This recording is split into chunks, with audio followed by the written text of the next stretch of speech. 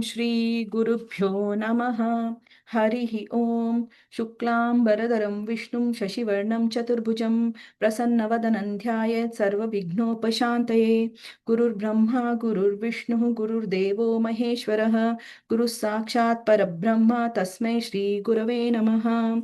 सरस्वती नमस्तुभ्यं वरदे कामरूपिणी विद्यारम्भं करिष्यामि सिद्धिर्भवतु मे सदा।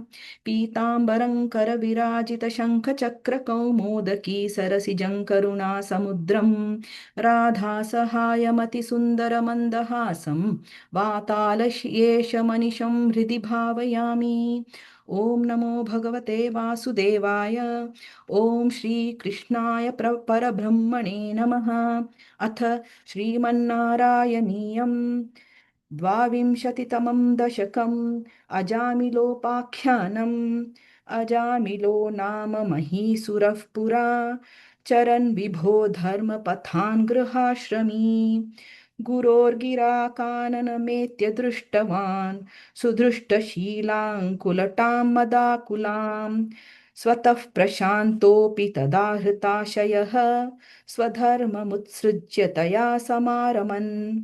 अधर्मकारी दशमी भवन् पुनः दधौ भवन्नामयुते सुते रतिम्।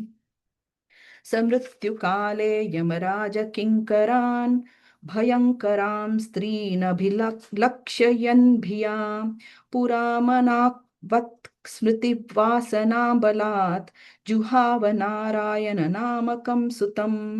दुराशयस्यापि तदा त्वदीयनामाक्षरमात्रवैभवात् पुरोभिपेतुर्भवदीयपार्षदाः चतुर्भुजाः पीतपटा मनोरमाः।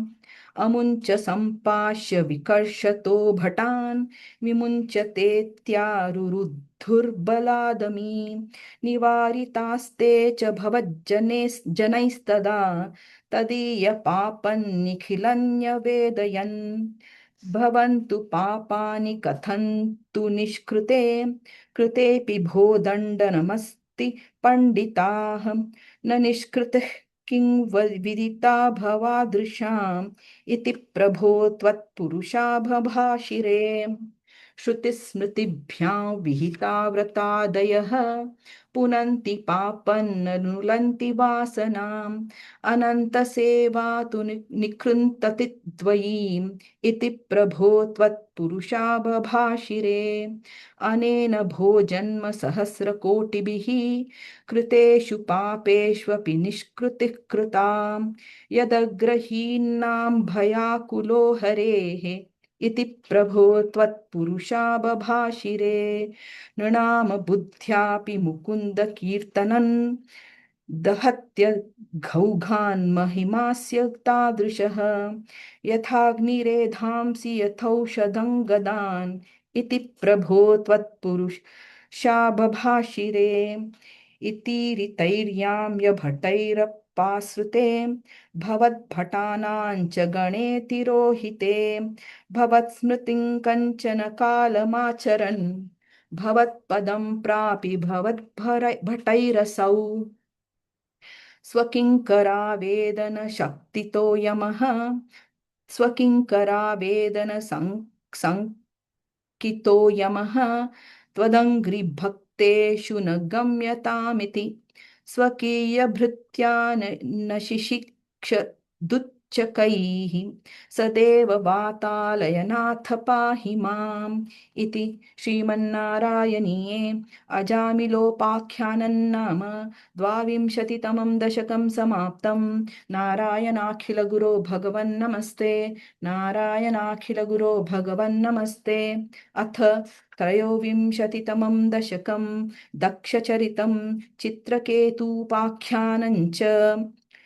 प्राचेतसस्तु भगवन् परो हि दक्षः त्वत्सेवनौ व्यधितसर्गविवृद्धिकामः। आविर्बभूविथ तदालसदृष्टबाहुः तस्मै वरं ददिथताञ्च वधूमसिक्नीम्। तस्यात्मजास्त्वयुतमीश पुनः सहस्रं श्रीनारदस्य वचसा तव मार्गमापुः। नैकत्र वासमृषये विमो नैकत्र वासमृषये स मोच शापम् भक्तोत्तमस्त्ववृषभि भक्तोत्तमस्त्ववृषिरनुग्रहमेव मे षष्ट्या ततो दुहितृभिः सृजतः कुलौघान् दौहित्रसूनुरथ तस्य स विश्वरूपः त्वत्स्तोत्रविर्मितमजापयदिन्द्रमाजौ देवत्वदीयमहिमा खलु सर्वजैत्रः प्राक्षूरसेन विषये किल चित्रकेतुः पुत्राग्रही नृपतिरङ्गिरसः प्रभावात् लब्ध्वैकपुत्रमथ तत्र हते सपत्नी सङ्घैरमुह्यब्दव शस्तव माययासौ तन्नारदस्तु सममङ्गिरसादयालुः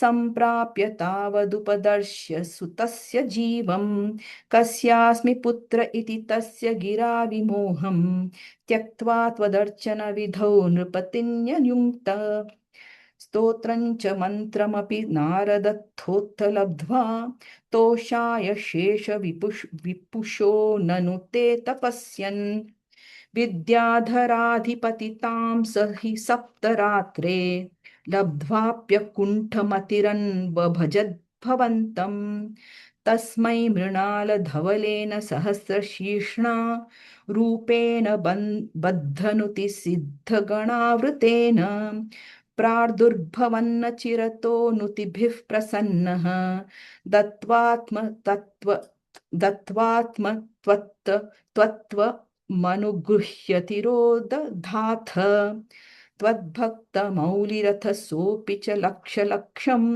वर्ष्णानि हर्षुलमना भुवनेषु कामं सङ्गापयं गुणगण तव सुन्दरीभिः सङ्गातिरेकरहितो ललितं चचार अत्यन्तसङ्गविलयाय भवत्प्रणुन्नः नूनं सरूप्य गिरिमाप्य महत्समाजे निःशङ्कमङ्ककृतवल्लभमञ्जमङ्गजारिम् तं शङ्करं परिहसन्नु मयाभिषेपे निःसम्भ्रमस्त्वय मया चित् शापमोक्षः वृत्रासुरत्वमुपगम्य सुरेन्द्रयोधी भक्त्या त्वमत्वत्वकथनैः समरे विचित्रम् शत्रोरपि भ्रममपास्य गतः पदन्ते त्वत्सेवनेन दितिरिन्द्रवधोद्यतापि तान् प्रत्युतेन्द्र सुहृदो मरुतोऽभिलेभे दुष्टाशयेऽपि सुभदैव भवन्निषेवा तत्तादृशस्त्वमव मां पवनालयेश इति श्रीमन्नारायणीये दक्षचरितं चित्रकेतूपाख्यानं चेति त्रयोविंशतितमं दशकं समाप्तं नारायणाखिलगुरो भगवन्नमस्ते नारायणाखिलगुरो भगवन्नमस्ते